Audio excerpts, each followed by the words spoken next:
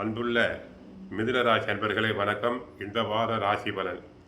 மிதுன ராசியினருக்கு 2 செவ்வாய் சந்திரன், 4 கேது, அடுத்து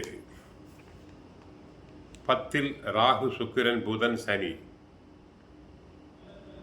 சூரியன் லாபஸ்தானத்தில் உச்சமடைந்திருக்கிறார். விரைய ராசியில் குரு. உங்கள் ராசிக்கு 10 சுக்கிரன், லாபஸ்தானத்தில் சூரியன் சஞ்சரிப்பதால் எதிர்நீச்சல் போட்டாவது அடைய வேண்டிய இலக்கை அடையக்கூடிய வாய்ப்புகள் ஏற்படும். ராசியாதிபதி புதன் 10, 11 ஆகிய ஸ்தானங்களில் சஞ்சரிப்பதால் எதிர்பாராத அனுகூலங்களை அடையக்கூடிய அதிர்ஷ்டங்கள் உங்களுக்கு உண்டு. உங்கள் ராசிக்கு 2 செவ்வாய், பேச்சில் சற்று பொறுமை தேவை. கோபம், டென்ஷன் அடிக்கடி வரும். பிரச்சனைகளை தவிர்க்க வேண்டும். பல வரவில் ஒரு ஏற்ற இறக்கமான நிலை காணப்படும். கொடுக்கல் வாங்கலில் கவனம் தேவை. வியாபாரத்தில் முனைப்புடன் செயல்பட்டால் போட்ட முதலை எடுக்கக்கூடிய வாய்ப்புகள் உங்களுக்கு உண்டு. வேலையாட்களின் ஆதரவு சிறப்பாக இருப்பதால் கடினமான பணியை கூட சிறப்பாக செய்து முடிப்பீர். உடல் ஆரோக்கிய ரீதியாக இருந்த பாதிப்புகள் எல்லாம் ஓரளவுக்கு விலகி எதிலும் நன்மை கிடைக்கும். சுறுசுறுப்பாக செயல்படுவீர். உத்தியோகத்தில் உள்ளவர்களுக்கு பணியில் சிறப்பாக செயல்படுவது மட்டுமில்லாமல் மற்றவர்களால் முடிக்க முடியாத பணிகளை கூட தாங்கள் சிறப்பாக செய்து முடிப்பீர்.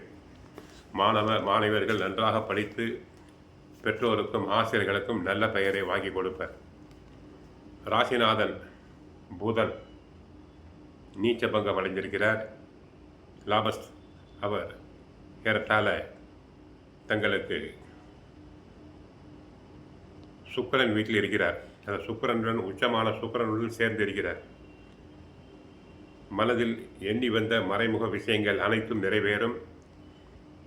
தொழில் வணிகத்தில் கடுமையான போட்டிகள் இருந்தாலும் ராசிநாதன் அமைப்பினால் அவசரப்படாமல் புத்தி பூர்வமாக அணுகி சவாலை எதிர்கொள்வீர்.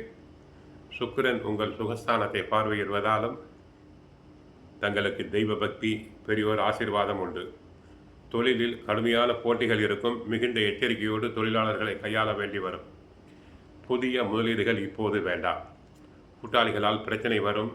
எதிர்பாராத செலவுகள் ஏற்படும். 12 குரு இருப்பதால் கை காசு கரையும். கணவன் மனைவி கருத்து வேற்றுமை வரலாம். குழந்தைகளால் மனக்குழப்பங்கள் உண்டாகும். புதன்கிழமை அன்று நவகிரகத்தில் உள்ள புதனை வழிபட்டு மகாவிஷ்ணுவை வழிபடுங்கள். வாழ்க வளமுடன், மங்களம் உண்டாகட்டும்.